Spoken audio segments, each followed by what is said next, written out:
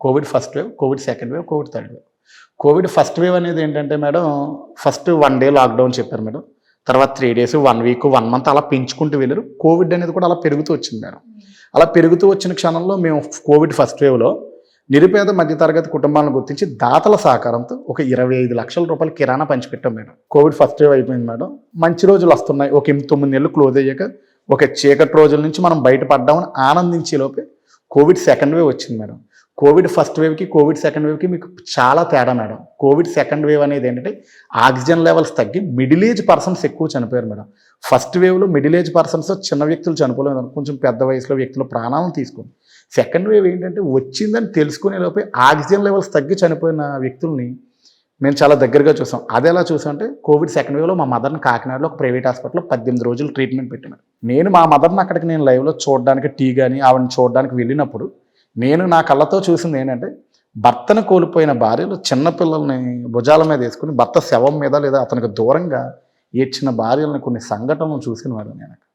అయితే ఈ సమయంలోనే మా ఫ్రెండ్స్ అందరూ ఫోన్ కాల్స్, ఫస్ట్ వేవ్ కిరాణా పంచిపెట్టాం, సెకండ్ వేవ్ ఏం చేద్దాం సర్వీస్ ఏదో చెయ్యాలని పాపం ఫ్రెండ్స్ అంటే నేను అన్నాను, ఫస్ట్ వేవ్కి సెకండ్ వేవ్కి చాలా తేడా ఉంది.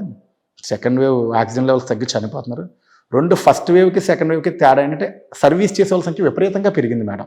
ఆర్గనైజేషన్స్ కొత్తగా పుట్టుకొచ్చి ఇప్పుడు డబ్బు శాశ్వతం కాదు, ఏది శాశ్వతం కాదు, మనం ఉన్నంతలో దానం చేయాలనే వ్యక్తులు చాలామంది బయటకు వచ్చారు. కిరాణాకి, కాయగూరలకి ఇలాంటి వాటికి లోటు లేకుండా వెళ్తుంది మేడం. కొన్నాళ్ళు ఆగుదాంరా, నేను ఈ సంఘటన చూస్తున్నాను మదర్ని చూడడానికి వెళ్ళినప్పుడు. మనం బయటికి వెళ్ళినప్పుడు కూడా మనలో ఎవరికైనా ప్రమాదం జరిగి ఎవరైనా మన నుంచి దూరం అయితే ఆ పాపం మనకి, ఆడ కుటుంబానికి మనం అన్యాయం చేసింది అవుతుంది.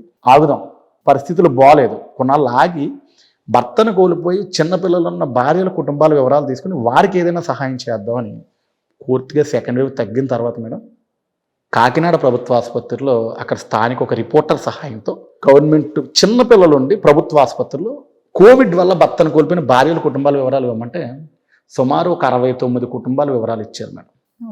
69 కుటుంబాల వివరాలు ఇస్తే వీళ్ళ ఫస్ట్ 18 కుటుంబాల పిల్లలు తప్ప వీళ్ళ 69 కుటుంబాలు కూడా బాగా నిరుపేద మధ్యతరగతి కుటుంబాలు మేడం.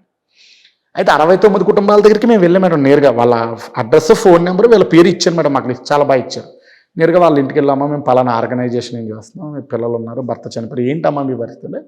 ఒక 18 మంది పిల్లల కుటుంబాలు తప్ప ఒక 51 మంది పిల్లల కుటుంబాలు, సార్ మేము బాగా నిరుపేద కుటుంబాలు, పిల్లలు ప్రభుత్వ పాఠశాలలో చదువుతున్నారు, నా భర్త చనిపోయాడు కాబట్టి మీరు ఏమైనా ఫైనాన్షియల్గా సపోర్ట్ చేస్తే చిరు వ్యాపారాలు, చిరు దుకాణాలు పెట్టుకుని పిల్లలను పోషించుకుని మేము బ్రతుకుతుంటే 18 కుటుంబాలు వదిలేసి మిగిలిన 51 కుటుంబాలకి కూడా కుటుంబానికి 25,000 దాతల సహకారంతో సహాయం చేశాం మేడం.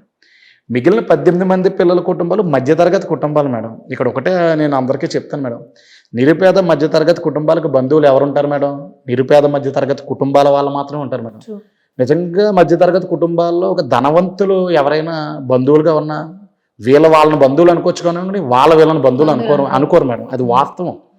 అయితే నేను అనుకున్నాను, అంటే ఈ 18 మంది పిల్లల కుటుంబాల తల్లులు ఏమని అడిగారంటే, సార్ మీరు అమౌంట్ పరంగా హెల్ప్ చేసి 1 నెల 2 నెలలు ఉపయోగపడుతుంది సార్, వీళ్ళ ఫాదర్స్ బ్రతుకుండగా పిల్లలు మంచి స్కూల్లో చదువుకున్నారు, ఇప్పుడు మేము సడన్గా వీళ్ళని తీసుకెళ్ళి గవర్నమెంట్ స్కూల్స్లో జాయిన్ చేయాలి అంటే వాళ్ళ ఎడ్యుకేషన్ డిస్టర్బ్ అవుతుంది సార్, మాకు సహాయం ఏమొద్దు, పిల్లలకి భవిష్యత్తు చదువు పరంగా మీరు హెల్ప్ చేసినట్లయితే వాళ్ళకి జీవితాన్ని ఇచ్చినట్టుందని ఈ పిల్లలు తల్లి అడిగితే నేను ఆలోచనలో పడ్డాను మేడం. 25,000 కాదు, ₹1,00,000 కాదు మేడం, దాతలతో సహకరిస్తాం, ఒక హాస్పిటల్కి కట్టేస్తాం, లేదా వాళ్ళ చేతికి ఇస్తాం, లేదా వాళ్ళకి అవసరమైన వస్తువు ఇస్తాం.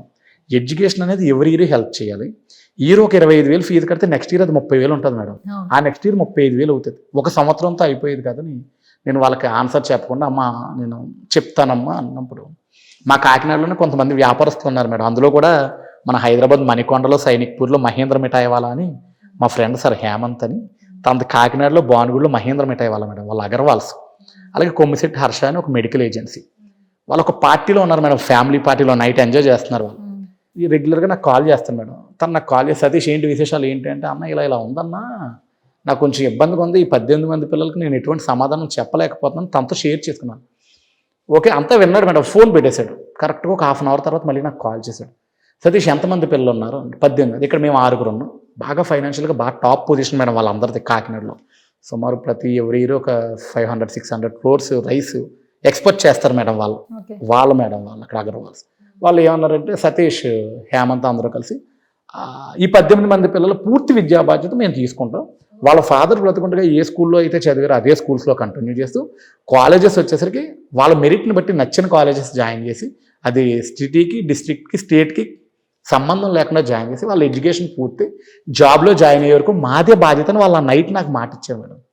మాట ఇస్తే నేను ఇంకా ఒక రోజు కూడా గ్యాప్ ఉంచకుండా మార్నింగే అందరికీ ఫోన్స్ చేసేసి ఎవరైతే హేమంత్ అనే అతను మాకు మాట ఇచ్చాడో వాళ్ళదే కాకినాడలో లావెంటో అని ఒక హోటల్ ఉంటుంది మేడం. అందులోనే మీటింగ్ పెట్టి ఆ 18 మంది పిల్లలు వాళ్ళ తల్లుల్ని అలాగే దాతల్ని కూర్చోబెట్టి అలాగా వాళ్ళని వీళ్ళని కొలాబరేట్ చేసి ఒక మీటింగ్ పెట్టాను మేడం.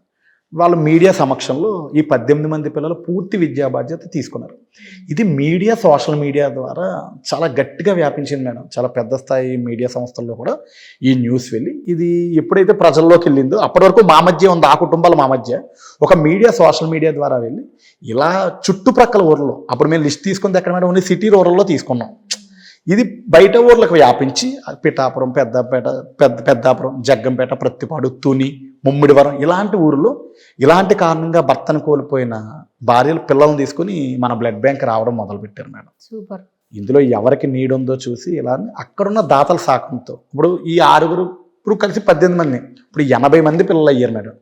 ఇందులో ఒక్కొక్కరిని ఒక్కొక్క దాతకు అప్పచెప్పాం మేడం. కాకినాడలో కొంచెం ఫైనాన్షియల్గా ఎవరైతే స్ట్రాంగ్గా ఉన్నారో అలాంటి వ్యక్తుల దగ్గరికి వెళ్ళి రిక్వెస్ట్ చేసి ఇలా ఒక బాబు ఉన్నాడు, ఓకే కనీసం 10th వరకు ఇందులో కొంతమంది 10th వరకు చేస్తాం, కొంతమంది ఎడ్యుకేషన్ పూర్తయ్యే వరకు చేస్తాను.